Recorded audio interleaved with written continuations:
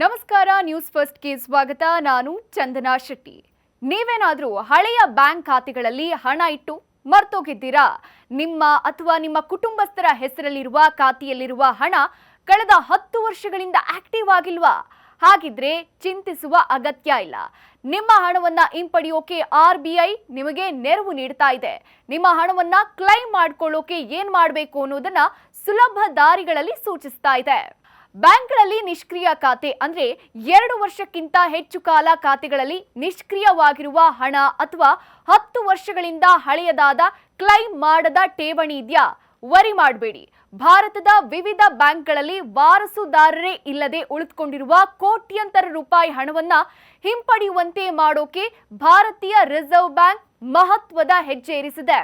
ಹೌದು, ನಮ್ಮ ದೇಶದ ಬ್ಯಾಂಕ್ಗಳಲ್ಲಿ ವಾರಸುದಾರರು ವಾಪಸ್ ಪಡೆಯದ 67,000 ಕೋಟಿ ರೂಪಾಯಿ ಹಣ ಅನಾಥವಾಗಿ ಬಿದ್ದಿದೆ. ಈ ಹಣವನ್ನ ಕಾನೂನುಬದ್ಧ ವಾರಸುದಾರರು ಹಾಗೂ ಬ್ಯಾಂಕ್ ಖಾತೆದಾರರಿಗೆ ವಾಪಸ್ ನೀಡೋಕೆ RBI ಹೊಸ ಅಭಿಯಾನ ನಡೆಸ್ತಾ ಇದೆ. ಒಂದ್ ವೇಳೆ ನಿಮ್ಮ ಕುಟುಂಬದವರು ಯಾರಾದ್ರೂ ಮರಣ ಹೊಂದಿದ್ದು ಅವರ ಬ್ಯಾಂಕ್ ಖಾತೆಯಲ್ಲಿ ಹಣ ಇದ್ರೆ ಅದನ್ನ ಈಗ ಸೂಕ್ತ ದಾಖಲೆ ನೀಡಿ ಬ್ಯಾಂಕ್ ಖಾತೆಯಿಂದ ವಿತ್ಡ್ರಾ ಮಾಡೋಕೆ ಅವಕಾಶ ಇದೆ. ಭಾರತೀಯ ರಿಸರ್ವ್ ಬ್ಯಾಂಕ್ ಈಗ ನಿಮ್ಮ ಹಣ ವಾಪಸ್ ಪಡೆಯೋಕೆ ಯಾವುದೇ ಶುಲ್ಕಗಳಿಲ್ಲದೆ ನಿಮಗೆ ಸಂಪೂರ್ಣವಾಗಿ ಸಹಾಯ ಮಾಡ್ತಾ ಇದೆ.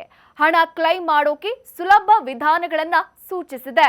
ಮೊದಲನೇ ವಿಧಾನ, RBIನ ಉದಗಮ್ ವೆಬ್ಸೈಟ್ಗೆ ಭೇಟಿ ನೀಡಿ ಅಲ್ಲಿ ನಿಮ್ಮ ಹೆಸರು ಅಥವಾ ಕುಟುಂಬದ ಸದಸ್ಯರ ಹೆಸರನ್ನ ಹುಡುಕೋ ಮೂಲಕ ಹಣ ಎಲ್ಲಿದೆ ಅಂತ ತಿಳಿದುಕೊಳ್ಳಿ. ಇನ್ನು ಎರಡನೇದು, ಯಾವುದೇ ಬ್ಯಾಂಕ್ ಶಾಖೆಗೆ ಭೇಟಿ ನೀಡಿ ನಿಮ್ಮ ಖಾತೆಯನ್ನ ತೆರೆದ ಬ್ಯಾಂಕ್ಗೆ ಹೋಗೋ ಬದಲು ನಿಮಗೆ ಅನುಕೂಲಕರವಾದ ಯಾವುದೇ ಬ್ಯಾಂಕ್ ಶಾಖೆಗೆ ಬೇಕಾದರೂ ಭೇಟಿ ನೀಡೋಕೆ ಅವಕಾಶ ಇದೆ.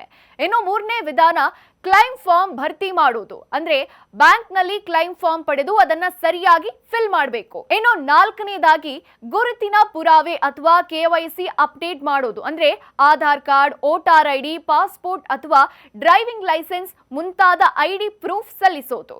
ಇನ್ನು ಐದನೇದಾಗಿ, ಖಾತೆ ಮರು ಸಕ್ರಿಯಗೊಳಿಸಿ ಖಾತೆಯಲ್ಲಿರುವ ಹಣವನ್ನ ಬಡ್ಡಿ ಸಹಿತ ಹಿಂಪಡೆಯೋಕೆ ಅವಕಾಶ ನೀಡಲಾಗಿದೆ.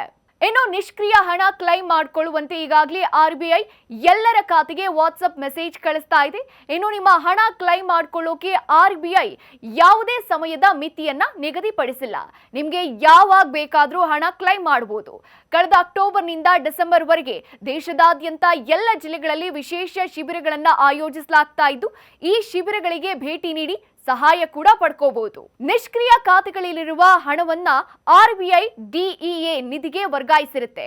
ಮಾಹಿತಿಗಳ ಪ್ರಕಾರ ಸಾರ್ವಜನಿಕ ಸ್ವಾಮ್ಯದ ಬ್ಯಾಂಕ್ಗಳಲ್ಲೇ 58,000 ಕೋಟಿ ರೂಪಾಯಿ ಹಣ ಅನಾಥವಾಗಿ ಬಿದ್ದಿದೆ. ಇನ್ನು ಖಾಸಗಿ ಬ್ಯಾಂಕ್ಗಳಲ್ಲಿ 8,673 ಕೋಟಿ ರೂಪಾಯಿ ಇದೆ.